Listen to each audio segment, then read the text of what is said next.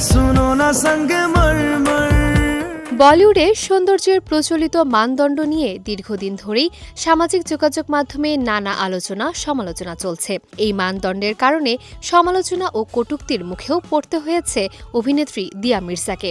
সম্প্রতি এক সাক্ষাৎকারে তিনি সৌন্দর্য নিয়ে সমাজের প্রচলিত ধারণা, বয়সভিত্তিক বৈষম্য এবং কসমেটিক সার্জারি প্রসঙ্গে নিজের মতামত তুলে ধরেছেন।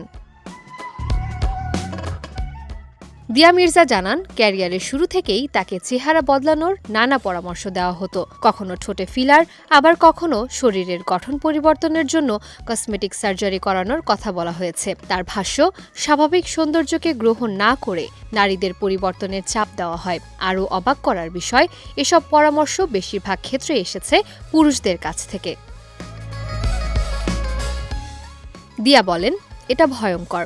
এখন অনেক নারী কসমেটিক সার্জারির প্রতি আগ্রহী হয়ে উঠছেন, কিন্তু বিষয়টি আরও উদ্বেগজনক, কারণ এ ইন্ডাস্ট্রির চালিকার শক্তি মূলত পুরুষরা। তাদের তৈরি করা এ ব্যবস্থার ভিত্তিই হল মানুষের অনিরাপত্তা ও ভয়।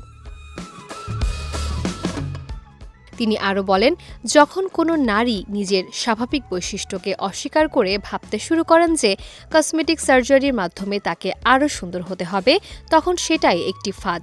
এতে তারা নিজেদের প্রকৃত সত্তাকে গ্রহণ করতে পারে না।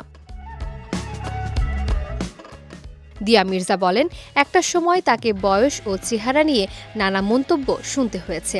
আমাকে বারবার বলা হয়েছে আমার শরীরে কি পরিবর্তন করা উচিত, কি করলে আরও সুন্দর দেখাবে, কিন্তু এসব কথা কোনো নারী বলেনি। এসব পরামর্শ বেশিরভাগ ক্ষেত্রেই এসেছে পুরুষদের কাছ থেকে।